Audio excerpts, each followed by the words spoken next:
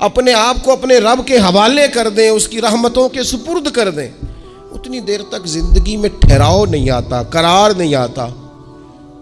مشکات میں موجود ہے، اللہ کے پیارے رسول صلی اللہ تعالیٰ علیہ وسلم تیمارداری کے لیے گئے تو صحابہ کرام فرماتے ہیں وہ بندہ نا اتنا پتلا نحیف اور لاغر ہو گیا تھا جس طرح چڑیا کا بچہ ہوتا ہے، کمزوری ضعف طاری تھا۔ تو محبوب کریم نے اسے دیکھا تو بڑے کریمانہ انداز میں کریم فرمانے لگے، تو کوئی دعا نہیں مانگتا، تو عافیت نہیں مانگتا اللہ سے؟ عرض کی یا رسول اللہ صلی اللہ تعالیٰ علیہ وسلم، میں نے اپنے رب کی بارگاہ میں عرض کی ہے مالک قیامت کا عذاب بڑا سخت ہے، میں نہیں برداشت کر سکتا، تو نے اگر مجھے کوئی سزا دینی ہے تو یہیں دے لے، قیامت کو نہ دینا۔ تو کہتے ہیں محبوب فرمانے لگے سبحان اللہ، او خدا کے بندے تو رب کی سزا دنیا میں بھی نہیں سہ سکتا، اللہ سے یہ بھی سوال نہ کر، تو رب سے کہہ ربنا آتنا فی الدنیا حسنۃ وفی الآخرۃ حسنۃ وقنا عذاب النار، تو رب سے دنیا میں بھی حسنہ مانگ، بھلائی مانگ، تو آخرت کے لیے بھی بھلائی مانگ، تو اس سے عافیت کا سوال کر۔ تو نے یہ سوال کیوں کیا؟ عرض کی یا رسول اللہ کرم ہو گیا ہے، مجھے سمجھ آ گئی، اب میں اسی طرح ہی کروں گا۔ عزیز دوستو، ہم کہاں سہ سکتے ہیں؟ ہم دنیا میں رب کی سزا ہم نہیں سہ سکتے، ہم کمزور ہیں تو گرمی نہیں سہ سکتے، شدید سردی نہیں سہ سکتے، شدت کی بھوک لوگ نہیں سہ سکتے، کوئی آزمائش نہیں سہ سکتے۔ وہ جو لوگ بعض اوقات کہہ دیتے ہیں نا جی فلاں چیز ہمارے اعمال کا نتیجہ ہے، تو میں کیا کرتا ہوں نہ کو یار، ہم تو یہ بھی نہیں سہ سکتے، ہم کہاں برداشت کر سکتے ہیں، ہمیں تو وہ معاف ہی فرمائے، ہم حساب والے ہیں ہی نہیں، ہم تو صرف معافی والے ہیں۔ ہم سے نہ حساب پوچھے، اس نے حساب پوچھا تو پھر تو بڑی مشکل ہو جائے گی، اگر اس نے حساب پوچھا تو بڑی رسوائی ہو جائے گی، اگر حساب پوچھا تو مشکلات سامنے دکھائی دینے لگ جائیں گی۔ ہم سے تو وہ درگزر والا معاملہ کرے، ہم سے تو وہ کہے جا میں نے محبوب کے صدقے تجھے معاف کیا، جا تیرے لیے رحمت اور بخشش والا فیصلہ کیا۔ وہ کوئی سبب اس کی رحمت کسی سبب کو دیکھ لے اور درگزر کر لے۔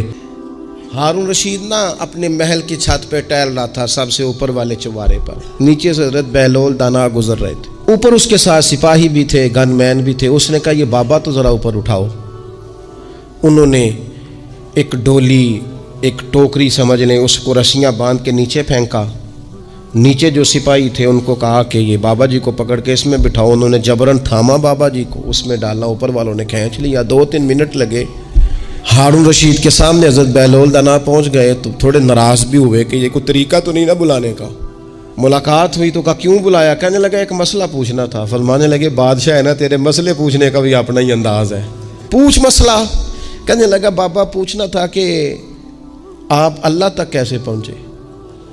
حضرت بہلول دانا چپ کر گئے۔ 2-4 منٹ کے بعد کہنے لگے جس طرح ابھی زمین سے تیرے تک نہیں پہنچا، بالکل اسی طرح پہنچ گیا ہوں رب کریم کی بارگاہ تک، اور وہ بھی جو اس نے کرم فرمایا ہے، ورنہ میں تو نہیں سمجھتا کہ میں پہنچ گیا، وہ بھی اگر تیری خوش گمانی ہے۔ ہارون رشید کہنے لگا مجھے سمجھ نہیں آئی۔ فرمانے لگے تو بادشاہ جو ہے اتنی جلدی کیسے سمجھ میں آئے گی تجھے بات؟ فرمانے لگے اگر میں تجھ سے ملنا چاہتا نا تو میں ایک درخواست لکھتا، پھر کسی وزیر سے سفارشی سائن کراتا، پھر وہ جمع کراتا، پھر مجھے ٹائم ملتا کہ فلاں دن فلاں تاریخ فلاں ٹائم آ جانا، پھر آ کے میں لائن میں لگتا۔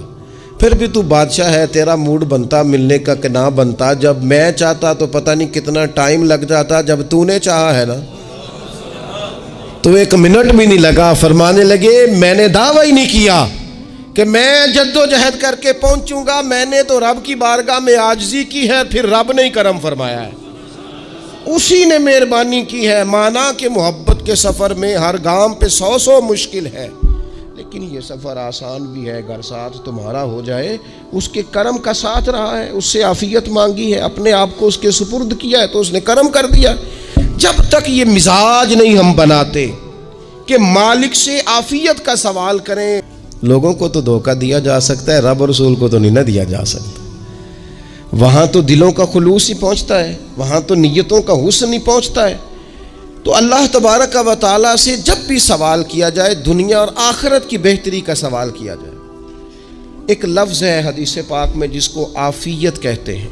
ترمذی شریف میں حضرت سیدنا عباس بن عبد المطلب رضی اللہ تعالیٰ عنہ، آپ کی روایت موجود ہے، فرماتے ہیں میں نبی پاک صلی اللہ تعالیٰ علیہ وسلم کی خدمت عالی مرتبت میں حاضر ہوا تو میں نے عرض کی یا رسول اللہ صلی اللہ تعالیٰ علیہ وسلم، مجھے ایسی چیز بتائیں جو میں اپنے رب سے مانگوں۔ چیز مانگنی ہوتی ہے نا، بعض اوقات موقع ملتا ہے تو کئی دفعہ انسان امتحان میں آ جاتا ہے کہ اب مجھے موقع مل گیا ہے، مجھے کہا گیا کچھ مانگ لو تو بھلا میں کیا مانگوں۔ حضرت عباس بن عبد المطلب رضی اللہ تعالیٰ عنہ نبی پاک علیہ السلام کے پیارے چچا جان ہیں، عرض گزار ہیں یا رسول اللہ صلی اللہ علیہ وسلم مجھے بتائیے میں اپنے رب سے مانگوں تو کیا مانگوں؟ تو حضور نے فرمایا رب سے عافیت مانگو۔ کہتے میں کچھ دن رکا، کچھ دنوں کے بعد پھر حاضر بارگاہ ہوا اور عرض کی یا رسول اللہ صلی اللہ تعالیٰ علیہ وسلم مجھے بتائیے میں اپنے مالک سے مانگوں تو کیا مانگوں؟ تو حضور نے پھر فرمایا اللہ سے مانگنا تو عافیت مانگنا۔ بزرگ فرماتے ہیں یہ عافیت کیا ہے؟ عافیت یہ ہے کہ یا اللہ ظاہری پریشانیاں، باطنی پریشانیاں، اے اللہ ظاہر کے میل کچیل بھی دور ہو جائیں، باطن کے بھی دور ہو جائیں، اے اللہ ہر معاملے میں، ہر آزمائش میں، ہر دکھ میں ہمیں تیری پناہ نصیب ہو جائے۔ یہ عافیت ہے۔ اور صوفیہ کرام فرماتے ہیں عافیت سے بڑی نعمت کوئی نہیں اگر کسی کو میسر آئے تو، عافیت سے بڑا حسن کوئی نہیں اگر کسی شخص کو یہ نصیب ہو جائے۔ اور ایک اللہ والے نے تو ایک اور بڑا خوبصورت ترجمہ یہاں کیا ہے، وہ کہتے ہیں عافیت کا مطلب ہے دل کا قرار، عافیت کا مطلب ہے باطن کا سکون، عافیت کا مطلب ہے انسان کے مزاج کا حوصلہ، ٹھنڈک، بردباری۔ جس بندے کو عافیت نصیب ہو جاتی ہے گویا اللہ اسے سکون کی دولت عطا فرما دیتا ہے، تھوڑے پیسوں میں بھی سکون، بغیر شہرت کے بھی سکون، کوئی بات مان لے تب بھی سکون، کوئی دھتکار دے پھر بھی سکون، لوگوں کی گڈ بک میں ہو پھر بھی سکون، اور اگر لوگ سارے مخالفت میں آ جائیں تو چونکہ اللہ نے عافیت دی ہے پھر بھی سکون۔ اللہ تعالیٰ نے ان لوگوں کو قرار کی دولت، اللہ سے عافیت مانگی جائے، اس میں دنیا کی بھی بھلائی شامل ہے، آخرت کی بھی بھلائی شامل۔ نبی اکرم صلی اللہ تعالیٰ علیہ وسلم توجہ دلاتے کہ اللہ سے تم عافیت مانگو، ہمارا نہ جی، کیونکہ سب سے بڑا مسئلہ روحانی تربیت کا ہے۔ ہمارے ہاں باتیں ڈھیر سارے لوگوں کو آتی ہیں اور بہت زیادہ آتی ہیں، منصوبہ بندی کرنا، پلاننگ کرنا، اپنے معاملات کو خود سے کیسے لے کے چلنا ہے، کیسے ٹھیک کرنا ہے، اپنے حق میں دنیا کو کس طرح قائل کرنا ہے، یہ ڈھیر سارے لوگوں کو آتا ہے، اور اپنے حق میں دلائل کس طرح قائم کرنے ہیں، اس میں بہت سارے لوگ خود کفیل ہوتے ہیں، انہیں کسی سے مشاورت کی بھی ضرورت نہیں ہوتی۔ لیکن اللہ کی بارگاہ سے اپنا رشتہ کیسے جوڑنا ہے، مالک سے کرم کا سوالی کس طرح کر کے ہونا ہے، اللہ سے عافیت کا سوال کیسے کرنا ہے، یہ چونکہ روحانی تربیت میں ہمارا مزاج نہیں ہوتا لہذا ہم اس طرف جاتے نہیں، ہم وہ اپنی مرضی کی چیزیں، یعنی وظیفہ پوچھ کے گئے ایک صاحب، کچھ عرصے کے بعد آئے ہیں تو آ کے کہتے ہیں مولانا صاحب، پیر صاحب یا قاری صاحب یا فلاں صاحب، کسی سے بھی پوچھ کے گئے کس چیز کو نیک آدمی جانا، پھر لوٹ کر آ کے کہتے ہیں کہ آپ نے وظیفہ بتایا تھا پر کام کوئی نہیں ہوا۔